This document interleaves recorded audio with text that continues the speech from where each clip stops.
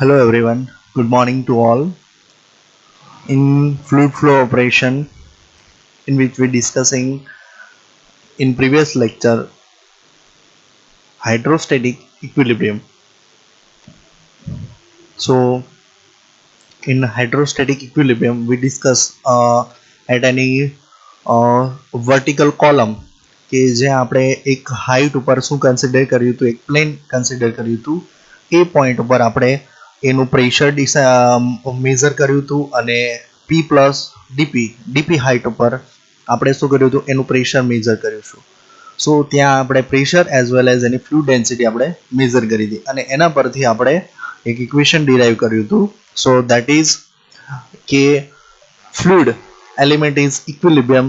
So the resultant of these three force એના પર ત્રણ ફોર્સ લાગતા હતા, જેમ કે ગ્રેવિટેશનલ ફોર્સ બરાબર ફોર્સ તો એ કઈ ડાયરેક્શનમાં લાગતું હતું, નીચેની ડાયરેક્શનમાં. So that's why we consider as a positive and at point where P plus dP at area A and gravity is force due to the gravity acting on downwards and it equal to mass time acceleration of due to the gravity ના હિસાબ પ્રમાણે જેનું માસ છે okay એ કઈ રીતે consider કર્યું હતું, negative consider. And then force PA acting on upward direction due to the velocity of fluid that can be also taken as a negative. Now simply the adding this equation and we got the final answer, that is equation number 7.14 and which further the equation 7.40 is desired basic equation that can be used to obtain the pressure at any height. આ equation થી આપણે vertical square column ની અંદર રહેલું કોઈ પણ જગ્યા પર પ્રેશર આપણે માપી શકીએ છીએ. Let us apply to it incompressible and compressible fluid. હવે compressible fluid અને incompressible fluid પર આપણે એને apply કરીએ. For example, what is compressible fluid and what is incompressible fluid? So we are already discussing incompressible fluid like solid and liquids, most of the liquids, because which property does not change, okay, that cannot compressed. And what is compressible fluid? So the volume and density will be changed of the any product. So it is compressible fluid. જેની અંદર આવે છે કે compressible fluid એટલે કે હવા અથવા air છે અથવા તો કોઈ ગેસ છે, that we have to we could it to compress. Okay, now this fundament we have to apply on the incompressible fluid. So let us start. For a incompressible fluid where density is independent of pressure. Okay, so incompressible, that means fluid does not compress, that means density and volume does not change with any parameter like temperature, pressure and concentration. So here density is remain constant, so density is not changed with pressure. So integrating equation 7.14, okay, now we have to integrate this equation 7.14. So that's why dp plus g rho into dh. Let us integrate. So integrating of this is given that, so integrating of dp, that is p, and g rho and dh की जगह पे क्या हो जाएगा, h equal to constant. So for incompressible fluid the value of p plus h rho and g equal to constant. That means in liquid column for equation number 7.70 it is clear that the pressure is maximum at the base of column or container of the fluid and it is decreased as we move up the column. એનો મતલબ એવો થાય છે કે four ઇનકમ્પ્રેસિબલ fluid માટે pressure જે હોય છે એ સૌથી વધારે ક્યાં હોય છે, બેઝ ઓફ ધ કોલમ એટલે કે બોટમ અથવા બોટમ પર હોય છે, કન્ટેનર અથવા તો એ જે કોલમ છે એના નીચેના ભાગમાં સૌથી વધારે હોય છે, જે ડાયરેક્શનમાં ફોર્સ લાગતું હોય ત્યાં. અને એ જે રીતે આપણે ઉપરની સાઈડ કોલમની અંદર ઉપરની સાઈડ જેવી રીતે મૂવ કરતા જઈશું એ રીતે એ પ્રેશર કેવું થઈ જશે, ડિક્રીઝ થતું જશે, બરાબર. સો પ્રેશર એ શું કરશે, ઉપરની તરફ જઈએ એમ ઓછું થતું જશે અને સૌથી વધારે ક્યાં હશે? At the bottom point of the column or container. If the pressure at base of the column is P1 where height is 0, માની લો કે લિક્વિડ કોલમ છે તો એના સૌથી નીચેના ભાગમાં પ્રેશર છે P1 અને એની હાઇટ ક્યાં છે? 0. And pressure at any height, કોઈ પણ હાઇટ ઉપર આપણે પ્રેશર લઈ લઈએ તો એ શું છે? એ પ્રેશર ઓફ એની height h above the pressure above the base is P2 such as P1 is greater than P2, then એનો મતલબ એવો થાય છે કે પેલા કેસની અંદર આપણે લિક્વિડ કોલમ લઈ લીધું છે, એના નીચેના ભાગમાં પ્રેશર P1 છે, હાઇટ 0 હોવાની. હવે કોઈ પણ હાઇટ h માટે આપણે લઈ લઈએ, માનો કે કોઈ પણ હાઇટ છે h, તો ત્યાં એનું પ્રેશર છે P2, બરાબર. તો ઓબ્વિયસલી આપણને ખબર છે કે P1 is greater than P2. P1 ની વેલ્યુ P2 કરતા ઓલવેઝ વધારે હોવાની છે કારણ કે ઇનકમ્પ્રેસિબલ ફ્લુઇડ છે એટલા માટે.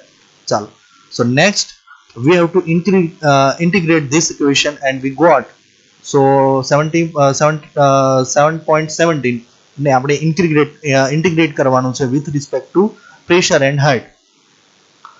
તો પહેલા ઇક્વેશન ની અંદર શું થશે? P1 થી P2 ઇન્ટિગ્રેશન ની લિમિટ P1 થી P2 dp આ ટર્મને ઇક્વલ ટુ ની પેલી બાજુ લઈ જઈએ એટલે minus g rho into dh. Okay, so remaining what happen? So that is minus g rho 0 से h. કોઈ પણ 0 થી h ની હાઇટ વચ્ચે આપણે હાઇટ કરવાની છે, હાઇટ મેઝર કરવાની છે. Then so it shows that P1 to P2 dp equal to minus 0 से h dh. Now let us integrate. So simply integration limit is upper limit minus lower limit. Why it is done? Because negative sign if we remove, then what happened here? Here અહીંયા સામેની side equal to ની બરાબરની પેલી side minus છે એ સાઇનને આપણે દૂર કરવા માટે શું કરીએ છીએ? રિમૂવ કરવા માટે ઇન્ટિગ્રેશન લિમિટ ચેન્જ થઈ જશે. એટલે શું થઈ જશે? અહીંયા નીચેથી P2 થી અહીંયા શું થઈ જશે?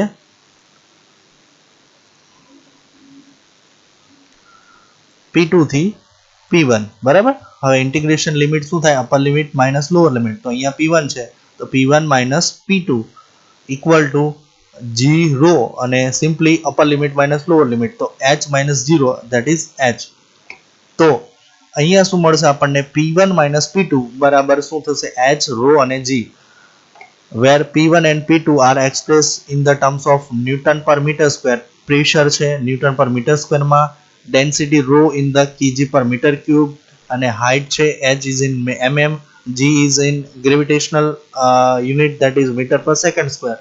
Okay, so with the help of equation 7.19 the pressure difference in a fluid between any two points can be obtained by measuring the height of vertical column of the fluid. Equation number 7.19 નો ઉપયોગ કરી અને આપણે શું કરી શકીએ છીએ? બે point વચ્ચેનું પ્રેશર ડિફરન્સ આપણે કેલ્ક્યુલેટ કરી શકીએ છીએ કોઈ પણ ફ્લુઇડની વચ્ચેનું, બરાબર. અને એના પરથી આપણે શું મેઝર કરી શકીએ છીએ? હાઇટ ઓફ વર્ટિકલ કોલમ, જે લિક્વિડ કોલમ છે અથવા તો લિક્વિડ ફ્લુઇડ જેમાંથી પાસ થાય છે એનું આપણે શું કરી શકીએ છીએ? મેઝર કરી શકીએ છીએ, હાઇટ મેઝર કરી શકીએ છીએ. So this are the equation for incompressible fluid. Now for the second case is compressible fluid. Compressible fluid, it means with density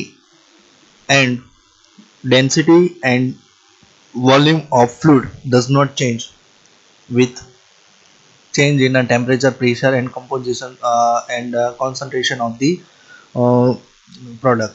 So for a compressible fluid density vary with pressure. જેની અંદર density ફ્લુઇડની pressure સાથે change થશે કારણ કે કમ્પ્રેસિબલ fluid છે. તો હવે જેવું તમે પ્રેશર વધારશો અથવા ઘટાડશો એ પ્રમાણે ફ્લુઇડની ડેન્સિટી ઘટવાની છે. ફોર એન આઈડિયલ ગેસ માટે density is given by the relationship. Ideal gas હોય તો એના માટે ડેન્સિટી કઈ રીતે ડિફાઇન થાય છે? Pm by RT. We know that density of ideal gas is given by Pm upon RT. So P is absolute pressure, M is molecular weight of gas, R is gas constant, universe gas constant, and T is absolute temperature. T is absolute temperature. Now, putting the value of rho from equation number 7.20 into 7.14. હવે શું કરવાનું છે? Equation number 7.20 માંથી row ની value આપણે 7.14 ની અંદર put કરવાની છે. એટલે 7.14 છે ઇક્વેશન નંબર અહીંયા. તો આ ઇક્વેશન ની અંદર આપણે શું કરવાની છે? રો ની વેલ્યુ પુટ કરવાની છે. તો અહીંયા શું આવશે? dp as it is plus dh, rho ની જગ્યા પર શું આવશે? pm ના છેદમાં rt into g equal to 0. આ રીતે કંઈ ટર્મ થશે. સો dp plus g pm by rt into dh equal to 0. બરાબર? શું થશે? as it is dp અને dh as it is, g as it is, and pm by rt as it is equal to 0.